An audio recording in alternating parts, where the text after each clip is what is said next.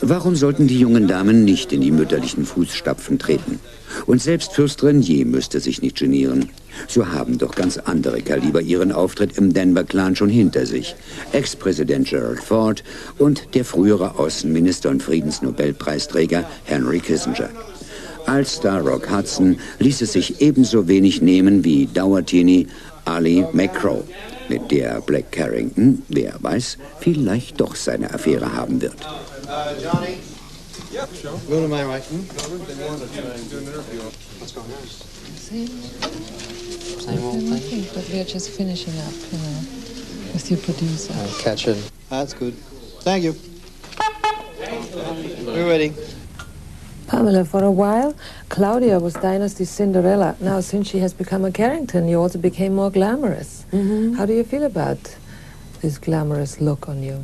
Well, I think it's very good. I mean, I think also it's what Dynasty represents, and Dynasty has brought glamour back to the forefront of everybody's lives. And since that is really the thing that epitomizes Dynasty, I think it's interesting to be part of that. But you're accustomed to play many different parts in your career. Mm. Even Claudia is many parts in itself. She was a mother, married, she was in a mental institution, now she's married again, she is strong. She changed. What or which of Claudia's characteristics do you like most? I think her perseverance. I think the fact that Claudia has changed and has so many facets also is interesting, because I think most women do have many facets to them. You know, you are a working housewife, you're a mother, you have a career, you know, you also socialize, and I think that this is true of many women. Claudia as well was a mother and a wife a couple of times and now has a career, and so I think it's good to show the different aspects of women. For the first time, homosexuality is out in the open on American primetime television shows. When you applied for the part, were you concerned at all what the homosexual part could do to your life? I thought about it. It was something that crossed my mind, but when you consider the fact that I was looking for work, and this happened to be one of the hottest shows on television, and it was a good role, my desire for work greatly outweighed my fear of being typecast. So I was really not too concerned about it. I just wanted the job, frankly. As an actor, how do you deal with Stephen's mysterious sex life? I mean, one day he's gay, the next day he's a father, the next day he's married. It is mysterious, and there are times when I really just don't know what's happening, because I only get a script one show at a time, and I don't see any sort of long overview. So it's very hard for me to always know who this person is.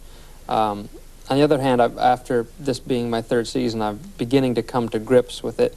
I think that Stephen is genuinely bisexual. I think that he is drawn both ways, and many people would argue that there's no such thing as bisexuality. You're either homosexual or you're heterosexual, and there's nothing in between. But I would disagree with that. Stephen's just a human being who happens to be drawn to another human being who happens to be of his same sex.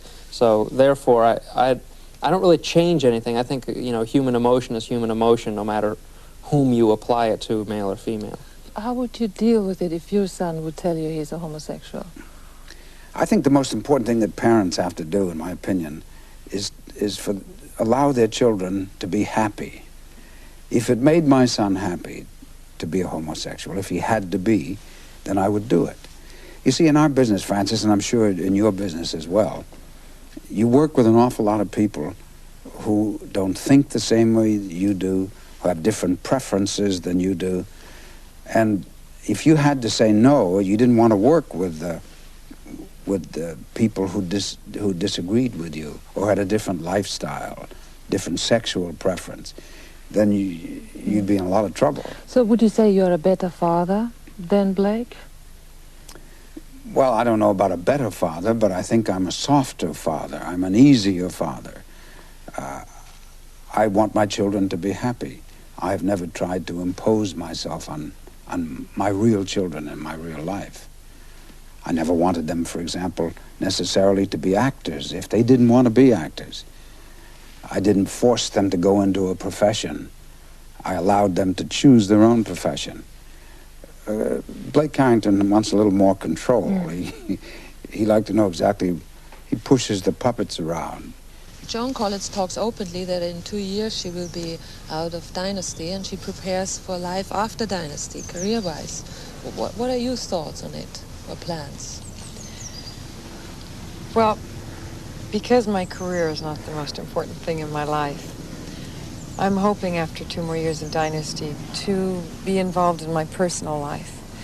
And that would, in terms of work, it would depend on who I'm with and what our life is like. If it's easy for me to work, if I can have a relationship and still work and it's not a problem, like we were talking about before, making it work both ways, then I will be happy to do something.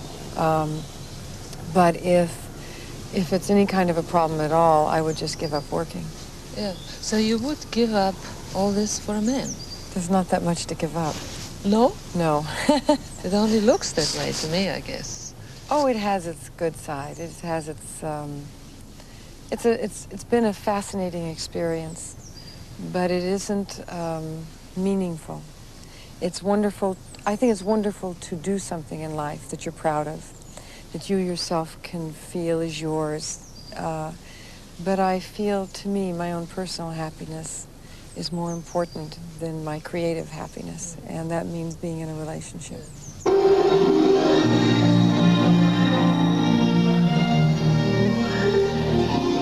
Denver Forever. Über 100 Millionen Zuschauer in 78 Ländern.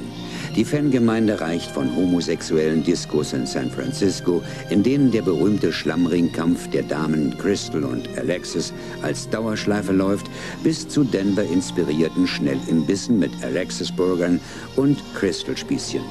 Es gibt Denver-Modebälle und Denver-Abendessen. Ist der Denver Clan nun der Blick in den Spiegel einer zutiefst korrupten Welt oder lediglich ein clever, harmloser Endlos-Comic mit ganz toll Guten und ganz schlimm Bösen? Finden Sie es doch selbst heraus. Wie immer, mittwochs im ZDF.